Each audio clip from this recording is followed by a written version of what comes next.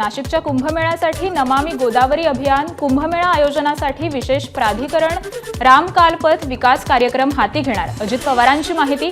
तसंच रामकुंड, काळाराम मंदिर आणि गोदा तट परिसर विकसित करण्याचं सरकारचं उद्दिष्ट। पंतप्रधान सूर्यघर योजनेअंतर्गत सौर ऊर्जा कामांना वेग। 1,30,000 घरगुती ग्राहकांच्या छतावर सौर ऊर्जा संच। 70% ग्राहकांचं वीज बिल शून्यावर येणार।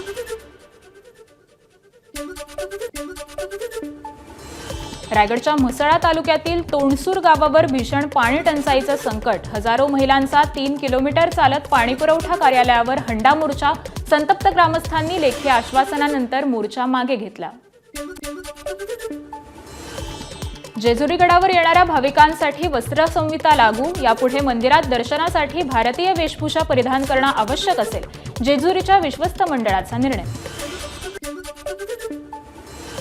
विठ्ठल मंदिर गाभाऱ्यातील दगडांना पॉलिश करण्यासाठी 1 किंवा 2 दिवसांसाठी देवाच्या दर्शनी वेळेत बदल।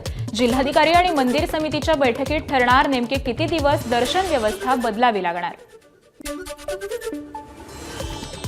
गुहागरच्या अडूर गावात श्री सुकाई देवीची मानाची होळी। होळीभोवती मानकरी धावतात, तर त्यांना पकडण्यासाठी एकटा संकासूर हा आगीतून आणि निखाऱ्यातून धावत असतो।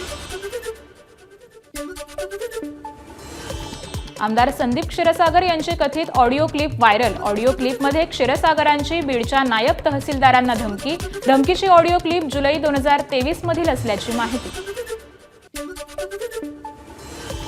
राज्यातील मदरसे आणि चर्च सरकारनं ताब्यात घेतले पाहिजेत। गोदावरी धामचे महंत रामगिरी महाराज यांची मागणी। राज्यातील मदरशांमध्ये आतंकवादी तयार होत आहेत। रामगिरी महाराजांचा गंभीर आरोप। कुसुमाग्रज प्रतिष्ठानचा यंदाचा जनस्थान पुरस्कार ज्येष्ठ नाटककार सतीश आळेकर यांना प्रदान। डॉक्टर जब्बार पटेल यांच्या प्रमुख उपस्थितीत पुरस्काराचं वितरण। गॅस वेल्डिंग करत असताना अचानक लागली आग। छत्रपती संभाजीनगरच्या देवळाई परिसरातील घटना। आगीत गॅस सिलेंडरचा स्फोट। यात कुठलीही जीवितहानी नाही, मात्र एका व्यक्तीला आलं बहिरेपण। बुलढाण्याच्या मेहकर दिवाणी न्यायालयासमोर तरुणाचा आत्मदहनाचा प्रयत्न। ग्रामपंचायत ऑपरेटरकडून खोट्या गुन्ह्यात अडकवल्याच्या धमकीमुळे अंगावर डिझेल ओतून घेतलं। पोलिसांनी तक्रार घेतली नसल्याचाही आरोप। रायगड जिल्ह्यात वेगवेगळ्या ठिकाणी आढळले 2 मृतदेह। वाळण जंगल भागात 22 वर्षीय तरुणाचा, तर पेणमधील दुर्शेत भागात बॅगेत महिलेचा मृतदेह आढळला। पोलिसांकडून घटनेचा तपास सुरू। जालन्यामध्ये जीबीएसचा पहिला रुग्ण आढळला। 23 वर्षीय तरुणावर शहरातील खासगी रुग्णालयात उपचार सुरू। आरोग्य यंत्रणा सतर्क मोडवर। जळगाव येथील प्रसिद्ध दागिने व्यापारी राजमल लखीचंद ज्वेलर्स यांच्या खात्यावरील फसवणुकीचा ठपका स्टेट बँक ऑफ इंडियाने हटकला। माजी खासदार ईश्वरलाल जैन यांनी पत्रकार परिषदेत माहिती दिली। अमरावतीचे तहसीलदार विजय लोखंडे धार्मिक संस्थांचीही शेतजमीन बिल्डरच्या घशात ओतण्यासाठी कार्यरत। महाराष्ट्र मंदिर महासंघाचा आरोप। सोमेश्वर धार्मिक संस्थांच्या शेतजमिनीचं 960 रुपयात विक्रीचा तहसीलदारांनी आदेश दिल्याचाही आरोप। थकीत बिलांसाठी कंत्राटदार आक्रमक। सोलापुरात शासकीय कंत्राटदार आणि अभियंत्याचं आंदोलन। पाठपुरावा केल्यानंतर देखील बिल मिळत नसल्याचा कंत्राटदारांचा आरोप। यवतमाळ जिल्ह्यातील 65 गावांमधील जलजीवन मिशनची कामं अपूर्ण।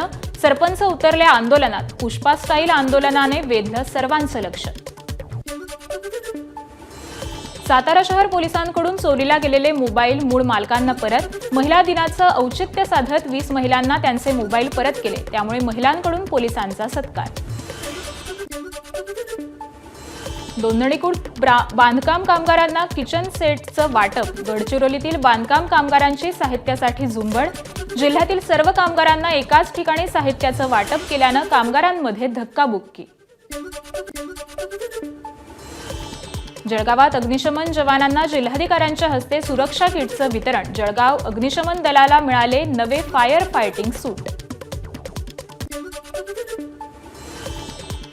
धुळे जिल्ह्यातील कॉन्ट्रॅक्टर असोसिएशनच्या जिल्हाधिकारी कार्यालयावर मोर्चा। थकीत बिलांसाठी ठेकेदार आक्रमक। जोरदार घोषणाबाजी करत थकीत बिलांची मागणी।